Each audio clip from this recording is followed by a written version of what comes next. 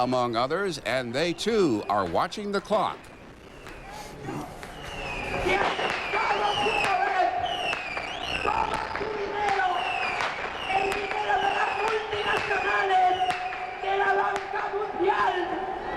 Right now you're looking at the presidential palace in Buenos Aires, Argentina, where politics are very much close to the surface at all times. Our correspondent and anchor and colleague and friend, Sonia Russo. Sonia, what's going on? This doesn't look like the Millennium celebrations we've seen earlier in our coverage. Not at all, Bernie. We are seconds away from midnight. This is a human rights and political rally right at the heart of Buenos Aires, in front of Government House, the traditional place where people gather for political moments. Not only Evita was here, but for democracy. People gathered here. Now they are gathered to start a new millennium. It is a smaller celebration than expected. It's not the official celebration. That one was cancelled for austerity. But as you can see, it has not taken the spirit out of the party. And for this group of people, a poignant moment, because this is the rally remembering those whose lives were lost during military dictatorships 20 years ago.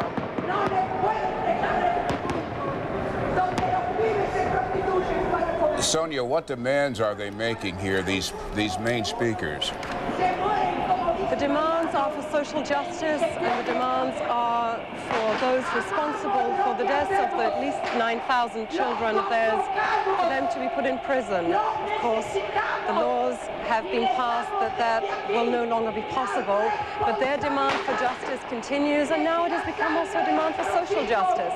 Most Argentines are at home with their families and will be partying much later into the night, into the early hours of the morning. And Sonia, is it not true that what is remarkable about this rally that we're watching here on worldwide television is that just a short while ago in this country, this rally would not have been permitted? Certainly not. The courage of these women during the years of dictatorship, I cannot stress to you, I lived here at the time, the courage they had to come out and protest against the disappearance of their children. But this country has been a democracy now for 16 years. We've just had another change of democratic government, and it looks like at least one thing Argentina can celebrate in the new millennium is that the age of military dictatorship is definitely over. Well, so it is a very unusual and more subdued kind of celebration into the millennium. Bernie? Well, on a different level, you really look good, you look happy, you look satisfied. How does it feel to be home? Wonderful. Absolutely wonderful to be home. Okay, thank you. Happy New Year. Or Feliz Año Nuevo. Feliz Año Nuevo a ti. It is great to see our colleague Sonia. If politics is front and center in Buenos Aires, it's certainly not that in New York City, the biggest city in the United States. More than 1 million people believed to be crammed into Times Square, many more than in years past, and our own Fred Hickman is there too. Fred, where are you? Thank you very much, Judy. Actually, I'm standing right in the middle of Duffy Square, which is right at the corner of 46th and Broadway. Or actually, it's not Broadway. It's been renamed NYC 2000 for the night. And the news of the evening is we have, for the first time since they've been doing this, since way back in 1904, we have a sellout, completely full. All of the viewing areas here between 34th and 59th Street, between 6th and 8th Avenues, are completely packed to capacity. And now police officers are starting to marshal people back down Times Square toward the south end of the square. So they'll have to depend on these 7 big screen television sets to watch the beautiful ball drop at midnight Eastern time. And speaking of that wonderful Waterford crystal piece of work, we have one of the designers here, Colin McGuckin from Waterford over in Ireland. Thank you so much for joining us. We know that this is the first time for this ball. We know it weighs over 1,000 pounds, but tell us a few more of the dynamics of this particular ball. Okay, well, this ball is absolutely unique. It's the first of its kind. It's the only one of its kind, okay? You can see a replica of one of the panels here. There's 500 pieces of crystal on this ball. It's 6 feet in diameter, weighs about 1,070 pounds, right? And in total, we have about 21,000 watts of light inside this, okay? You can see here the bulb made specially. You can see here the pattern on the crystal, okay? This represents the Earth here in the center. We got a 7-pointed star. We called it the Star of Hope. And we felt that was a very appropriate theme for the end of this millennium and hope for the next millennium as well. And then behind this, we have a range of colored lights. We can have red, we can have green, we can have yellow, we can have blue, and also we have xenon like disco strobes, and we can mix it all together. All the panels are programmable, and you can get this kind of cacophony of light that we're having during the day here that'll build up to a wonderful finale at midnight.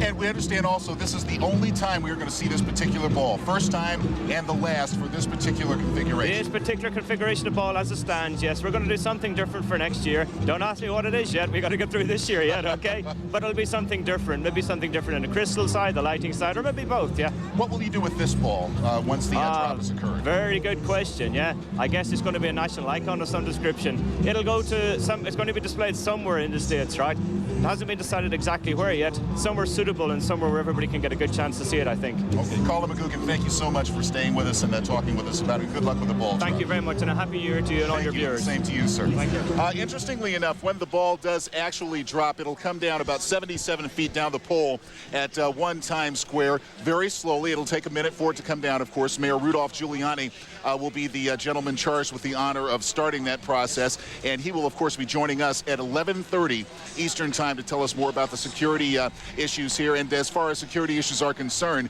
Bernie and Judy, I have good news to report. We have had no serious problem here in New York City today. That's it from New York City for now. We've got lots more to come, but I'm Fred Hickman, back to you in Atlanta.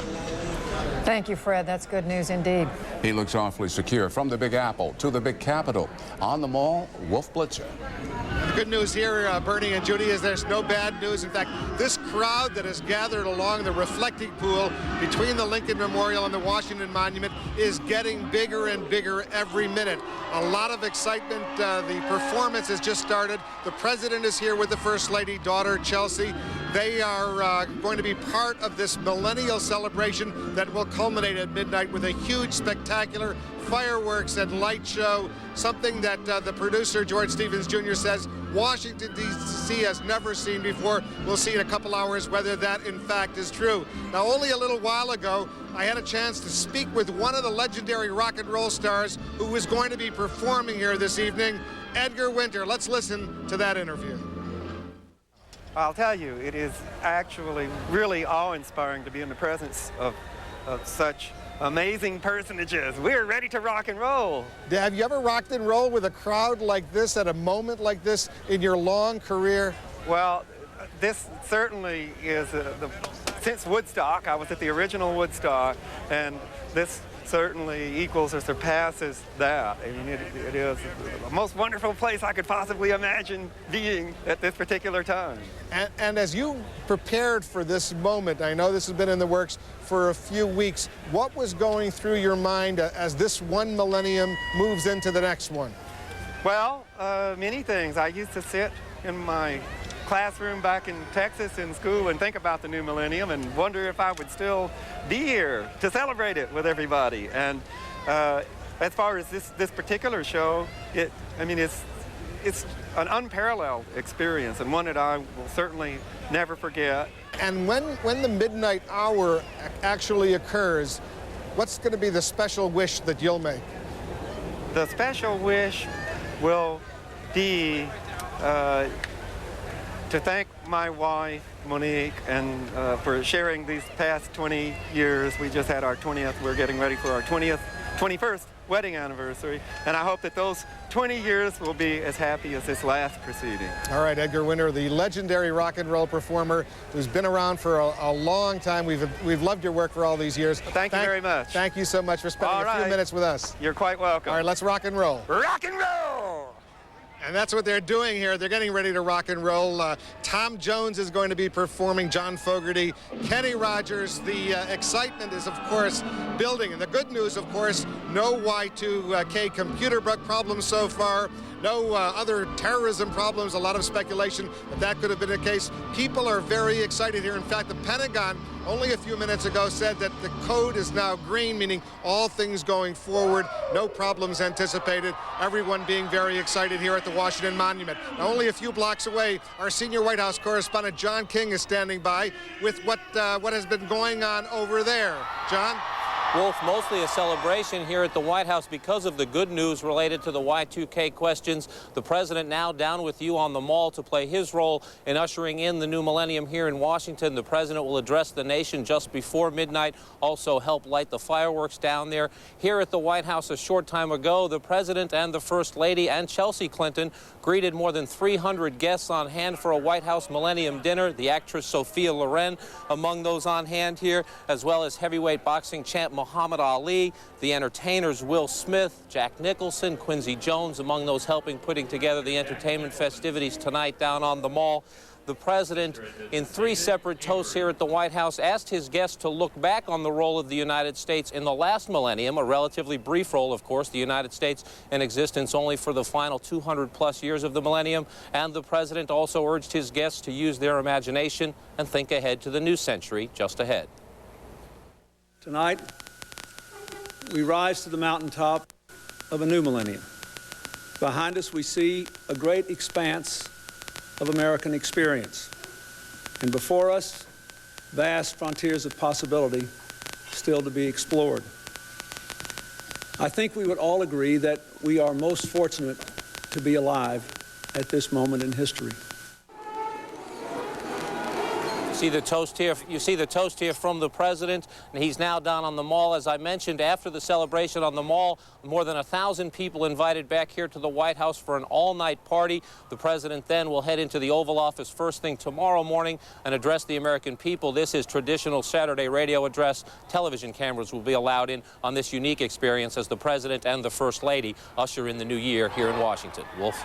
Okay, John King at the White House. The president, of course, being a night owl, he's going to be partying all evening, and a lot of his friends gathered there as well. The theme, though, is remembering the past and imagining the future. That's what the president will be speaking about. We'll be hearing later this evening from the president and the First Lady. We'll be carrying those remarks live here on CNN when they speak just before midnight. Once that midnight celebration, the midnight moment comes, it's going to be, as the producers Quincy Jones and George Stevens Jr. say, something the nation's capital has never seen before. And Bernie and Judy will be anxious to see exactly what this nation's capital can come up with at midnight, especially when compared to Times Square. Bernie, Judy. Thank you, Wolf. And since Bernie and I both call Washington our hometown, we're both glad to know that things are going smoothly so far. Of course, those are things that we keep watching. Washington is just one of the big cities where parties are taking place as the new year comes and midnight comes. We want you to know, though, that the rest of the country, the United States, is celebrating too. Some small places as well as the big places. We're going to take a look at one of each when we come back.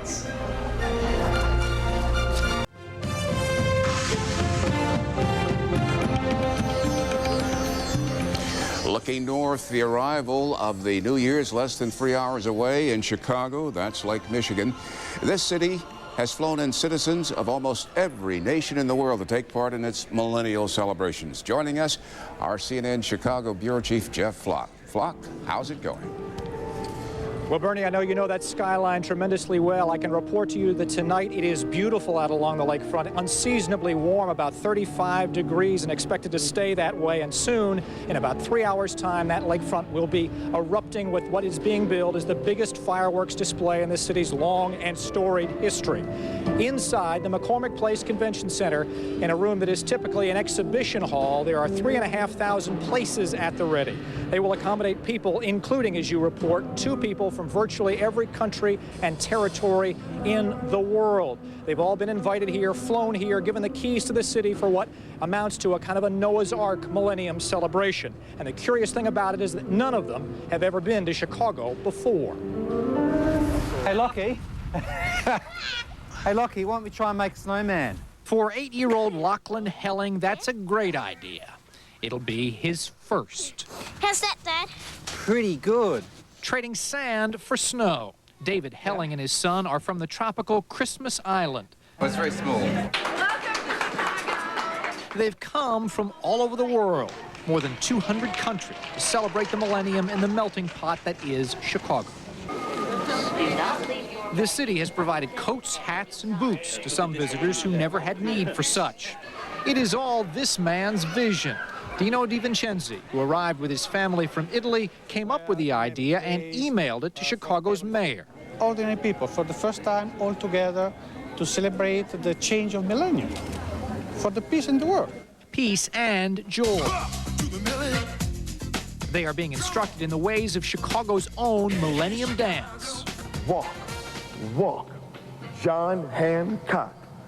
Count down the millennium clock.